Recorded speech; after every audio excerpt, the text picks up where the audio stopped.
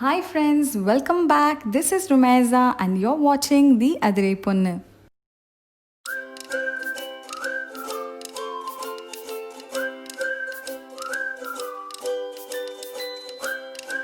இன்னைக்கு நம்ம சேனலில் ரொம்ப ஸ்பைசி அண்ட் டேஸ்டியான செட்டிநாட் பெப்பர் சிக்கன் ட்ரை தான் பார்க்க போகிறோம். வாங்க போகலாம் ரெசிபிக்குள்ளே.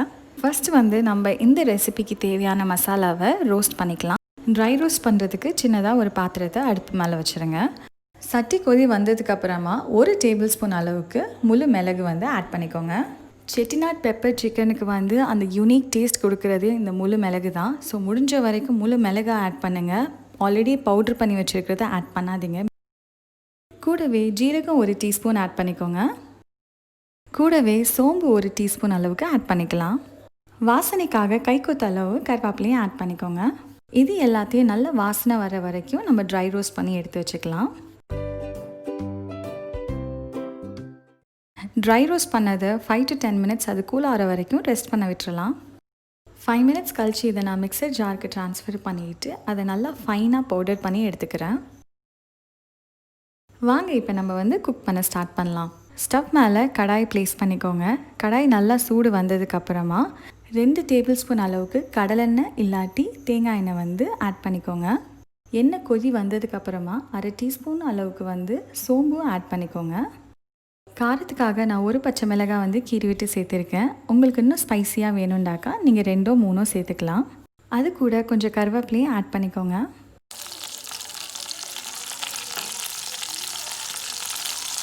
அது கூட நான் 2 பெரிய பல்லாரி வெங்காயம் பொடியாக நறுக்கி எடுத்து வச்சுருக்கேன். அதையும் இப்போ நம்ம ஆட் பண்ணிக்கலாம். உப்பு தேவையான அளவு சேர்த்துட்டு வெங்காயத்தை வதக்க ஸ்டார்ட் பண்ணுங்கள். இது கூட 1/2 டீஸ்பூன் மஞ்சள்தூள் சேர்த்துட்டு இதையும் நல்லா வதக்கி விடுங்க.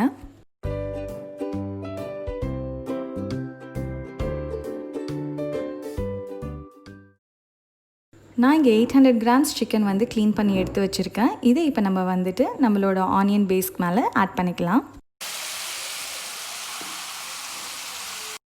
இது கூட 1 டீஸ்பூன் அளவுக்கு இஞ்சி பூண்டு விழுதும் நம்ம சேர்த்துக்கலாம். சிக்கனை லைட்டாக மிக்ஸ் பண்ணி விட்டுக்கோங்க.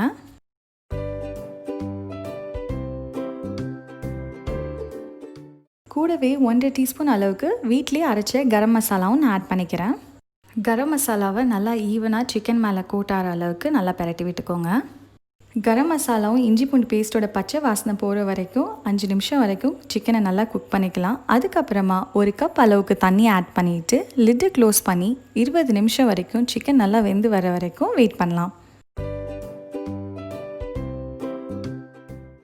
20 மினிட்ஸ் கழிச்சு நம்ம லிட்டை ஓப்பன் பண்ணி பார்க்கும்போது நம்மளோட சிக்கன் நல்லா வெந்திருக்கும். இந்த ஸ்டேஜில் நம்ம கிரைண்ட் பண்ணி வச்சுருக்கிற நம்மளோட பிளாக் பெப்பர் பவுடர் மிக்ஸை ஆட் பண்ணிக்கலாம்.